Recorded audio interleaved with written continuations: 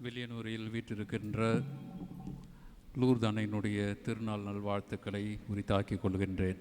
Happy feast. நல்லா சத்தமாக சொல்லாமல். புனித பேதுரு தனது முதல் மடலிலே இவ்வாறாக வாழ்த்துகின்றார்: அருளும் அமைதியும் உங்களில் பெருகுக என்று சொல்லுகின்றார். இருப்பதாக சொல்ல, இருக்கட்டும் என்று சொல்லவில்லை, பெருகுக என்று சொல்லுகின்றார். இது ஒரு வாழ்த்து, இது ஒரு ஜெபம், ஜெபம் கலந்த ஒரு வாழ்த்து. அன்பினரை சகோதர சகோதரிகளே, நீங்கள் அனைவரும் இந்த திருவிழாவிற்கு வந்திருக்கின்றீர்கள். நீங்களும் மற்றவர்களுக்கு, உங்கள் அருகில் இருக்கின்றவர்களுக்கு வாழ்த்தாக மாற வேண்டும், ஜெபமாக மாற வேண்டும். தெரிந்திருந்தாலும், அருகில் இருக்கின்றவர்களுக்கு தெரிந்திருந்தாலும், அறியாமல் இருந்தாலும் அவர்களுக்காக ஜெபியுங்கள், அவர்களை வாழ்த்துங்கள். அமைதி என்று சொல்லுகின்ற போது, அருள் என்று சொல்லுகின்ற போது, கடவுளும் அவருடைய குணநலன்களும் அருள் வரங்களும் நீ பெற்று நிறைவாக வாழ வேண்டும் என்று வாழ்த்துவது. எனவே இந்த ஜெபத்தை, ஜெபம் கலந்த வாழ்த்தை உங்கள் அருகில் இருக்கின்றவர்களை பார்த்து, அருளும் அமைதியும் உங்களில் பெருகட்டும் என்று சொல்லி வாழ்த்துங்கள். கொஞ்சம் பார்த்து கொஞ்சம் சொல்லுங்கள். கொஞ்சம் சிரிச்சிட்டு கூட சொல்லலாம். அருளும் அமைதியும். சிஸ்டர் பார்த்து சொல்லுங்கள். என்ன பார்த்துருக்குறீங்க? பெருகட்டும், உங்களில் பெருகட்டும் என்று. இது ஒரு வாழ்த்து, இது ஒரு ஜெபம். ஏன்னா பெரும்பாலும் நம்ம கோவிலுக்கு வருகின்ற போது, கோவில் உள்ள கூட என்னை பற்றியும் எனது குடும்பத்தை பற்றியும் தான் நாம் நினைத்து கவலைப்படுகின்றமே ஒழிய, மற்றவர்களை பற்றி, இந்த பக்கத்தில் இருக்கிறவங்களை பற்றி, எனக்கு முன்னால் இருக்கின்றவர்களை பற்றி, எனக்கு பின்னால் இருக்கின்றவர்களை பற்றி பெரும்பாலும் நாம் கண்டுகொள்வதில்லை. இன்றைய தினம் மற்றவர்களுக்காக ஜெபிப்போம், மற்றவர்களை வாழ்த்துவோம். கண்டிப்பாக நீங்கள் அனைத்து அருள் வரங்களையும் பெற்று செல்வீர்கள் என்பதில் சந்தேகமில்லை. அன்பினரை சகோதர சகோதரிகளே, கடந்த நாட்களாக அன்னையினுடைய பெருவிழாவை சிறப்பிப்பதற்காக தினமும் பல்வேறு மையப் பொருள்களை நீங்கள் சிந்தித்தீர்கள். இன்றைய தினம் அன்னை மரியாள் ஞானம் நிறைந்தவள் என்கின்ற மையப் பொருளை நாம் சிந்திக்கின்றோம். இதை பற்றி நாம் சிந்திக்கின்ற போது இதுதான் எனது மனதிலே தோன்றுகின்றன. அன்னை மரியாவை போல கடவுளுக்கு நெருக்கமானவர் யாரும் இல்லை. அவரை போல அருள் நிறைந்தவரும் எவரும் இல்லை. அதனால்தான் அன்னை மரியா நமக்கு முன்னோடியாகவும் முன் மாதிரியாகவும் வணக்கப்படக்கூடியவராகவும் அவர் விளங்குகின்றார். அவரை போல வேறு யாரும் இல்லை. அதனால்தான் நாம் அவரை மரியாதை செய்கின்றோம்.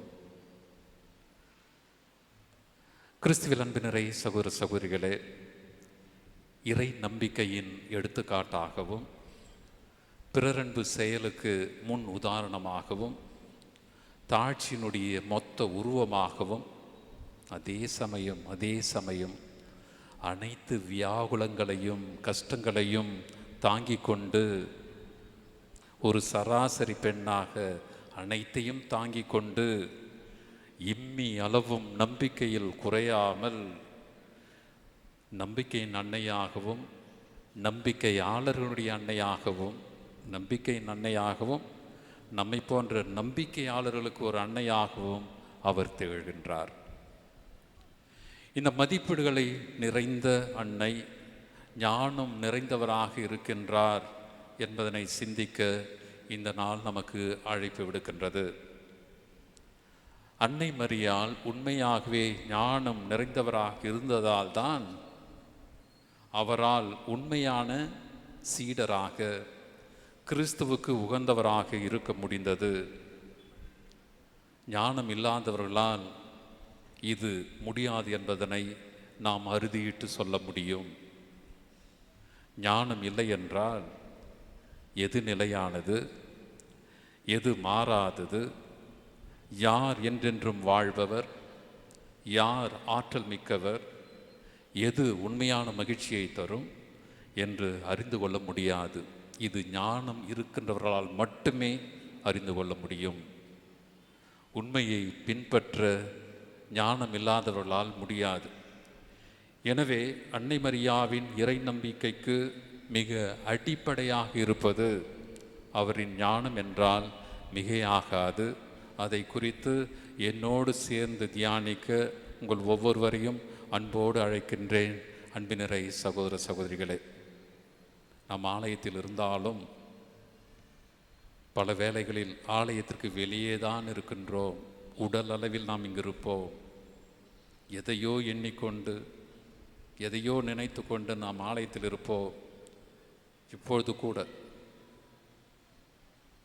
அனைத்தையும் சற்று ஓரம் கட்டிவிட்டு என்னோடு சேர்ந்து தியானிக்க உங்களை அன்போடு அழைக்கின்றேன். அன்பினரை சகோதர சகோதரிகளே, ஞானம் என்றால் என்ன? முதல் கருத்தாக நாம் தியானிப்பது ஞானம் என்றால் இறை அச்சம். கடவுளுடைய அல்லது அவரை குறித்த ஒரு மேன்மையான கருத்து. கடவுள் எனக்கு வேண்டும், கடவுள் என்னோடு இருக்க வேண்டும், கடவுளை குறித்து நான் மரியாதை செலுத்த வேண்டும், அவரை நான் வணங்க வேண்டும், கடவுள் எனக்கு என்னாலும் வேண்டும். காரணம் கடவுளுக்கு நாம் வேண்டும். இதை நாம் உணர்கின்றோமோ இல்லையோ தெரியாது. பல வேளைகளில் கடவுள் எனக்கு வேண்டும் என்கின்ற நிலையோடு நாம் நின்று விடுகின்றோம். அன்பினரை சகோதர சகோதரிகளே, அதையும் தாண்டி கடவுளுக்கு நாம் வேண்டும், ஒவ்வொருவரும் வேண்டும். இல்லையே நமது படைப்புக்கு அர்த்தம் கிடையாது, பொருள் கிடையாது. ஏதோ ஒரு விளையாட்டாக நாம் இந்த உலகிலே தோன்றிவிடவில்லை. கடவுள் நம்மை அன்பு செய்ததால், கடவுள் நமக்கு வேண்டும் என்கின்ற உணர்வினை தந்து, நானும் உனக்காக இருக்கின்றேன் என்கின்ற உணர்வினை தருவதனால்தான் நாம் இன்னும் வாழ்ந்து கொண்டிருக்கின்றோம் என்பதனை நாம் உணர வேண்டும். அன்பினரை சகோதர சகோதரிகளே, நாம் கடவுள் மீது நம்பிக்கை கொண்டிருக்கின்றோம் என்றால் அது ஞானத்தின் தொடக்கம். இதைத்தான் நீதிமொழிகள் புத்தகத்திலே 9வது அதிகாரத்திலே 10வது வசனத்திலே நாம் பார்க்கின்றோம். ஆண்டவரிடம் கொள்ளும் அச்சமே ஞானத்தின் தொடக்கம். இது ஏதோ பயம் அல்ல, கடவுளை குறித்து பயம் அல்ல. அச்சம் என்று சொல்கின்ற போது நாம் பயத்தை நமது மனத்திலே கொண்டு வர வேண்டாம். அச்சம் என்று சொல்கின்ற போது மரியாதை கலந்த ஒரு பயம்.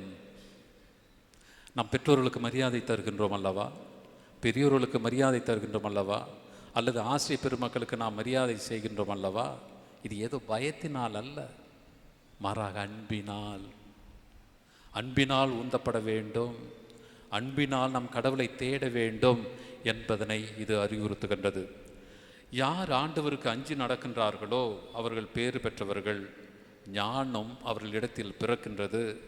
உண்மையை சொல்ல வேண்டுமென்றால் இறைவன் இருக்கின்றார் என்பதை சொல்வதே கூட ஞானம்தான். கடவுள் வாழ்கின்றார், கடவுள் இருக்கின்றார், கடவுள் உயிர்த்தார் என்று நாம் சொல்லுகின்றோமே, அது கூட ஞானத்தினால்தான். அன்னை மரியாவின் இறை அச்சம் அவருடைய வாழ்விலே இருந்தது என்பதனை நாம் மறந்திடலாகாது.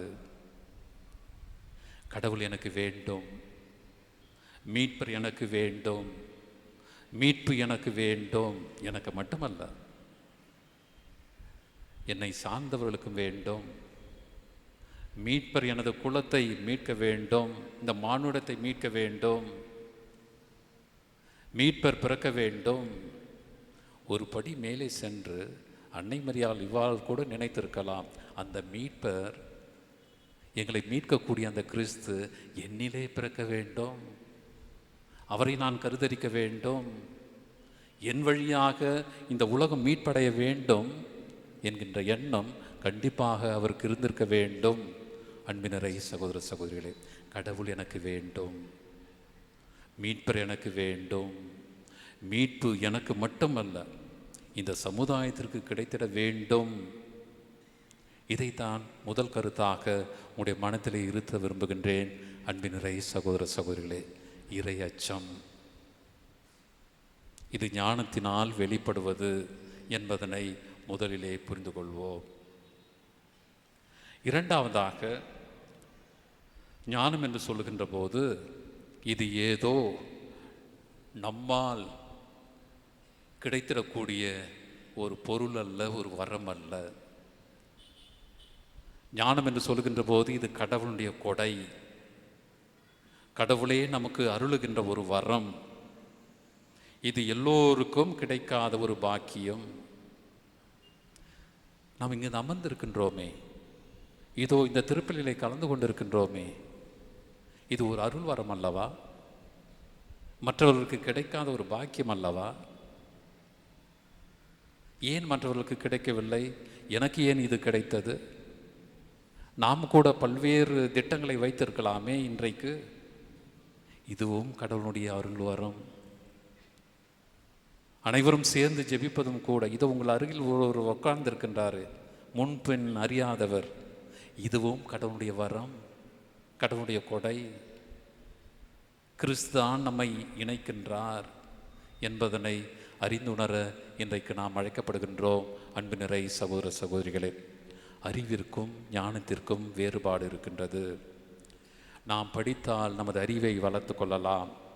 அது புத்தகத்திலிருந்தும் ஆசிரிய பெருமக்களிடமிருந்தும், ஏன் நமது சொந்த முயற்சியாலும் இதை நாம் பெற்றுக்கொள்ளலாம். ஆனால் ஞானம் அப்படி அல்ல. அது நாம விரும்பினால் எல்லாம் வந்துவிட்டது என்கின்ற அடிப்படையில் அல்ல. அனுபவம் ஞானத்தை கொண்டு வரும் என்கின்றார்கள். ஆனாலும் அது இறைவனிடமிருந்து வரவில்லை என்றால் அது உண்மையான ஞானமாக இருக்க வாய்ப்பு இல்லை. படிப்பறிவு, பட்டறிவு பெற்றவர்கள் எல்லாம் ஞானம் நிறைந்தவர்களாக இருப்பார் என்று நாம் சொல்லிவிட முடியாது. நம்மிடையே பேசிக்கொள்வோம், ஒரு படித்த முட்டாள் அப்படின்று, படித்த முட்டாள் என்று சொல்லுவோம். ஏன்? ஞானம் இல்லை என்பதுதான். உண்மையை சீர்தூக்கி பார்க்க அவர்களால் இயலவில்லை என்பதுதான். சாலமோன் அரசனை பாருங்கள். அவன் அறிவு மிகுந்தவன். ஆனாலும் அவன் கடவுளிடம் கேட்டது ஞானம்தான். அது கடவுளிடமிருந்தே வரும் என்பதை அவன் அறிந்திருந்தான். அதுதான் நிலையானதை நிலை அற்றதிலிருந்து வேறுபடுத்தி காட்டும் என்பதை அவன் அறிந்திருந்தான். எது நிலையானது, எது நிலையற்றது, இதை பாகுபாடு படுத்தி வேறுபடுத்தி அதை புரிந்து கொள்கின்ற நிலையைத்தான் ஞானம் என்று அவன் கருதுகின்றான். அதனால்தான் அவன் சொல்லுகின்றான், சாமுவேல் ஞான புத்தகத்திலே 7வது அதிகாரம் 7வது வசனம், நான் மன்றாடினேன். அவன் சொல்லுகின்றான், நான் மன்றாடினேன், ஞானம் எனக்கு கொடுக்கப்பட்டது. நான் இறைவனை வேண்டினேன், ஞானத்தின் ஆவி என் மீது பொழியப்பட்டது. ஞானத்தின் ஆவி என் மீது பொழியப்பட்டது என்று சொல்லுகின்றான். கிறிஸ்துவில் அன்பு நிறை சகோதர சகோதரிகளே, இறை அச்சம் கொண்டிருந்த மரியா ஞானத்தில் வளரவும் இறைவேண்டல் செய்திருப்பார் என்பதில் ஐயமில்லை. அதனால் அவர் மீது ஆண்டவரினுடைய அருள் நிலைத்திருந்தது. இயேசுவை தாங்குவதற்கு முன்பே அவர் அருள் பெற்றிருந்தால், அதனால்தான் அருள் நிறை மரியே வாழ்க என்று வானதூதர் அவரை வாழ்த்துகின்றார். ஆண்டவர் உம்மோடு இருக்கின்றார் என்று சொல்லுகின்றார். அருள் நிறைந்தவரிடம் ஞானம் நிறைந்திருக்கும். அன்னை மரியாவிடம் கடவுளின் அருள் குடிகொண்டிருந்தது என்பதை உணர்ந்து கொண்டால் அவரிடம் ஞானம் இருந்தது என்பதையும் நாம் புரிந்து கொள்ளலாம். அன்பு நிறை சகோதர சகோதரிகளே, இன்னொரு இடத்திலே சாலமன் இவ்வாறாக சொல்லுகின்றார், ஞானம் கடவுளின் ஆற்றிலிருந்து புறப்படும் ஆவி என்று அவர் சொல்லுகின்றார். கடவுளுடைய ஆற்றிலிருந்து புறப்படும் அதே ஆவியானவர்தான் அன்னை மரியாவையும் நிறைக்கின்றார். தூய ஆவி உம் மீது வரும், உன்னத கடவுளின் வல்லமை உம் மீது நிழலிடும் என்று சொல்லப்படுகின்றது. எனவே அருள் நிறைந்தது, ஞானம் நிறைந்த அன்னை மரியாவிடம் தூயாவின் வல்லமையும் நிறைந்திருந்தது.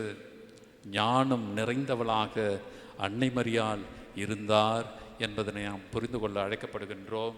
அன்பு நிறை சகோதர சகோதரிகளே, மூன்றாவதாக, ஞானம் என்பது கடவுளை பிரதிபலிக்கின்ற ஒரு நிலை.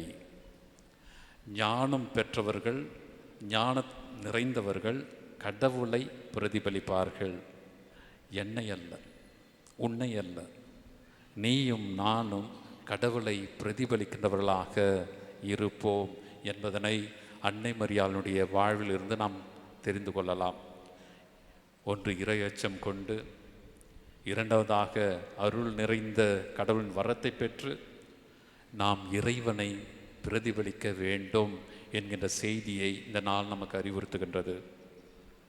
கிறிஸ்துவை பிரதிபலிக்கும் ஒருவர்தான் உண்மையான கிறிஸ்துவர். இதுதான் மற்றவர்களுக்கும் நமக்கும் உள்ள ஒரு வித்தியாசம்.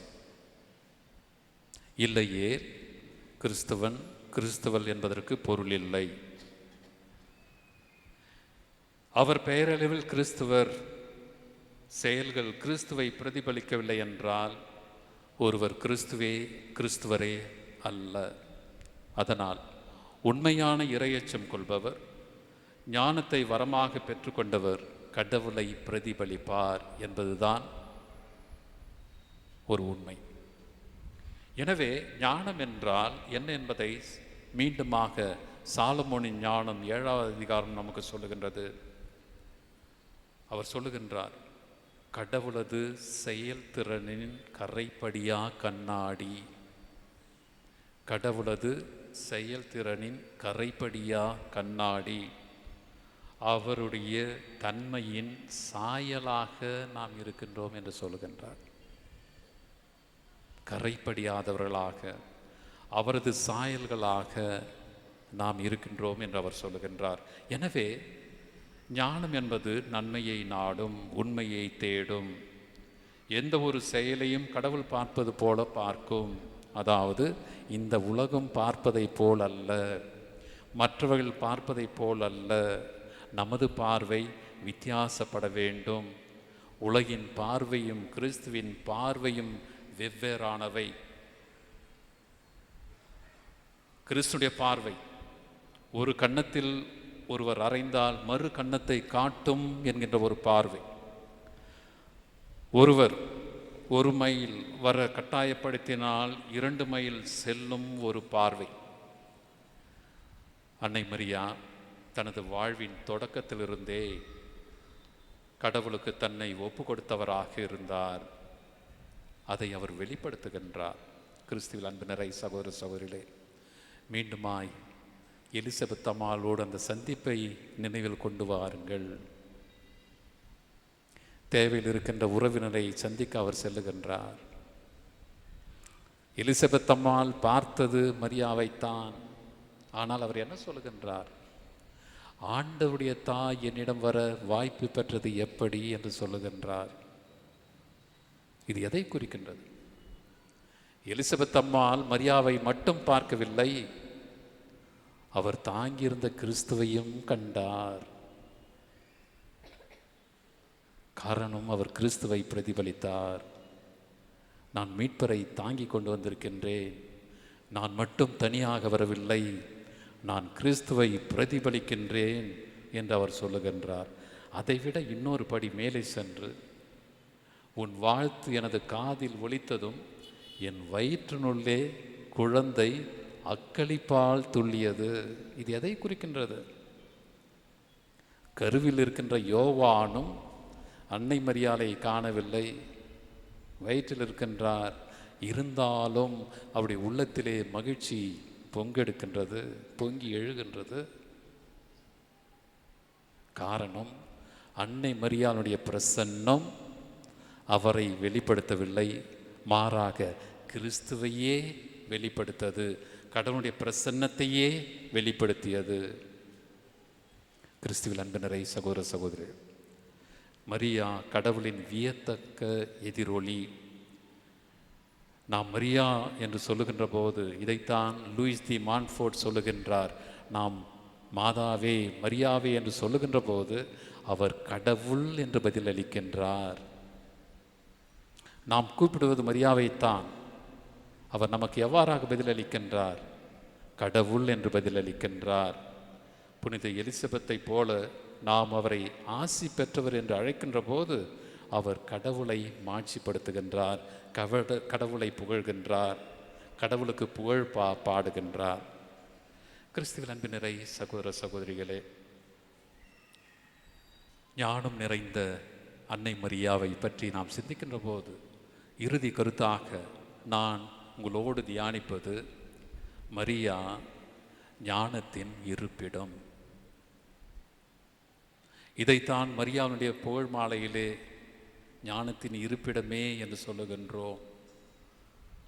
ஞானத்தின் பல்வேறு பண்புகளிலே நாம் அவரை தியானித்தாலும் மரியாவில் எப்படி இந்த ஞானம் குடிகொண்டிருந்தது என்பதை நாம் புரிந்து கொள்ள அழைக்கப்படுகின்றோம்.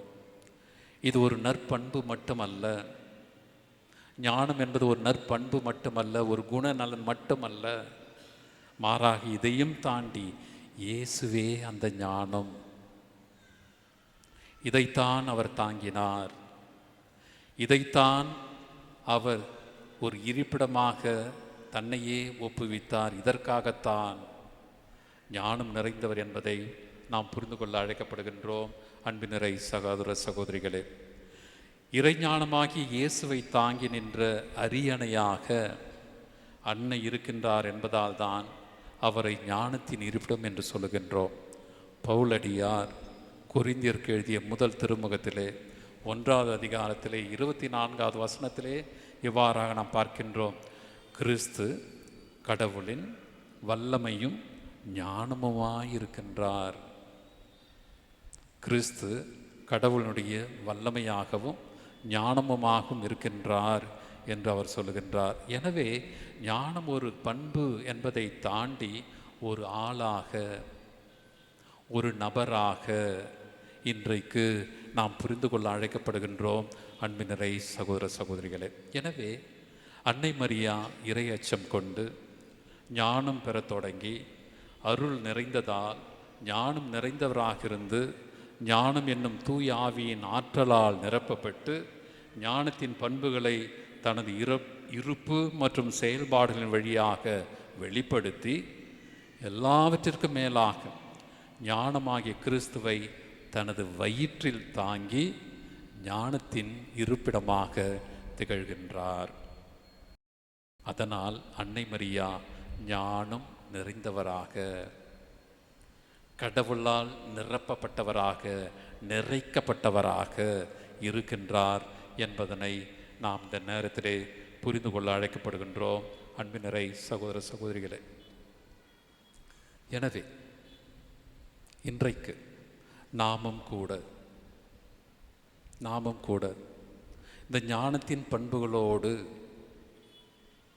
ஞானத்திற்கு, கிறிஸ்துவிற்கு நாம் இடம் தர வேண்டும். கிறிஸ்துவை நாம் கருத்தரிக்காவிட்டாலும் கூட பரவாயில்லை, ஆனால் இதயத்திலே அவருக்கு இடம் அளிக்கலாம். கிறிஸ்துவை நமது இதயத்திலே நாம் தாங்கலாம். இதைத்தான் புனித அகுஸ்தினார் சொல்லுகின்றார்: மரியா கிறிஸ்துவை தம் கருவில் கருதரிக்கும் முன் தம் இதயத்தில் கருதரித்தார். இதை நம்மால் செய்ய முடியும். கிறிஸ்துவை நமது இதயத்திலே கருதரிக்க முடியும். அதற்கு பெண்ணாக இருக்க வேண்டும் என்ற அவசியமில்லை, ஆணாக இருக்க வேண்டும் என்ற அவசியமில்லை, வயது முதிர்ந்தவர்களாக இருக்க வேண்டும் என்று கட்டாயமில்லை. இது எல்லோராலும் முடியும். இது ஏழை, பணக்காரன், உயரியவர், தாழ்ந்தவர் என்று தேவையில்லை. இது எல்லோராலும் முடியும். கிறிஸ்துவை நமது இதயத்தில் தாங்குவதற்கு, கிறிஸ்துவை நமது இதயத்திலே ஏற்றுக்கொள்வதற்கு இது நம்மால் முடியும் என்பதனை இந்த நாள் நமக்கு அறிவுறுத்துகின்றது. அன்பினரை சகோதர சகோதரிகளை, இது நம்மால் முடியும். இதைத்தான் புரிந்த அல்போன்ஸ் லிகோரியார் சொல்லுகின்றார்: அன்னைக்கு நெருக்கமாக இருந்தால் நீங்கள் பாதை தவற விட மாட்டீர்கள். எவ்வளவுக்கு எவ்வளவு நாம் அன்னையோடு நெருங்கி வருகின்றோமோ அவ்வளவு நாம் கடவுளோடு நெருங்கி வந்து கொண்டிருக்கின்றோம். இது கண்டிப்பாக முடியும். காரணம், நமது முன்னாள் திருத்தந்தை 2ஆம் பவுல் ஜான் சொன்னதைப் போல, மரியா ஒரு வாழும் ஆலயம். மரியா என்கின்ற அந்த ஆலயத்திலே நுழைவோம், கண்டிப்பாக கடவுளை தரிசிப்போம், கடவுள் யார் என்பதை நாம் உணர்வோம். அதுவே நமது வாழ்வினுடைய தொடக்கமாகவும் உச்சமாகவும் இருக்க வேண்டும் என்பதுதான் இந்த நாள் நமக்கென கொடுக்கப்படுகின்ற ஒரு பெரிய சவால். அன்னை வாழ்கின்ற இந்த ஆலயத்திலே நாம் வந்திருக்கின்றோம். கடவுளை கண்டடைவோம். ஞானத்தின் முழு இருப்பிடமான அந்த அன்னை மரியாளுடைய இதயத்திலே நாம் தேடுவோம். எல்லா ஜபங்களோடும் இந்த ஜபம் இன்றைக்கு இருக்கட்டும். அன்னை மரியே, எங்களுக்கு இந்த பாக்கியத்தை தார். உன்னை போல எங்களது இதயத்திலே கிறிஸ்துவை தாங்கக்கூடிய அந்த வரத்தை தார். நீர்ப்பட்ட பாடுகள் ஏறாலும், நீர்ப்பட்ட கஷ்டங்கள் ஏறாலும், கிறிஸ்துவை நீர் முதன்மையாக்கியதால், உண்மையை நீர் முக்கியத்துவம் கொடுத்து உனது வாழ்விலே ஏற்றுக்கொண்டதால், நீர் பட்ட பாடுகள் ஏறாலும், கஷ்டங்கள் ஏறாலும், எங்களை விட நீர் அதிகமாகவே பாடுபட்டீர். வியாகுலங்கள் உம்மை குத்தி எடுத்தன, வாள்கள் உமது நெஞ்சை சொருகின, இருந்தாலும் நீர் வாழ்ந்தீர், நிறைவாக வாழ்ந்தீர். அதிலும் குறிப்பாக இந்த உயிர்ப்பின் காலத்திலே நாம் இருந்து கொண்டிருக்கின்றோம். அன்பினரை சகோதர சகோதரிகளே, காட்டி கொடுத்தவர்கள், ஓடியவர்கள், மறைந்தவர்கள், ஒளிந்தவர்கள், இவர்களை எல்லாம் அன்னை மரியாள் மீண்டுமாக அன்பு செய்ய ஆரம்பித்தார். காரணம், என் மகன் இவர்களை அன்பு செய்தார், என் மகன் இவர்களை நேசித்தார். அதனால் அவர்களோடு அவர் வாழ முற்படுகின்றார். அவர் வழியாக அவரோடு அனைத்து சீடர்களும் ஆவியினுடைய அபிஷேகத்தை மீண்டுமாக பெறுகின்றார்கள், ஞானத்தை மீண்டுமாக பெறுகின்றார்கள், தைரியத்தோடு புறப்படுகின்றார்கள். அத்தகைய ஒரு உணர்வு நமக்கும் தேவை என்று இந்த நேரத்தில் ஜெபிப்போம். அன்பினரை சகோதர சகோதரிகளே, அந்த ஆவி, ஞானம் நிறைந்த ஆவி, அன்னை மரியாவோடு நாம் இருப்பதினால், வாழ்வதினால் கிடைக்கும் என்கின்ற நம்பிக்கையோடு இந்த திருப்பலிலே தொடர்ந்து நமக்காகவும் மற்றவர்களுக்காகவும் ஜெபிப்போம். ஆமென்.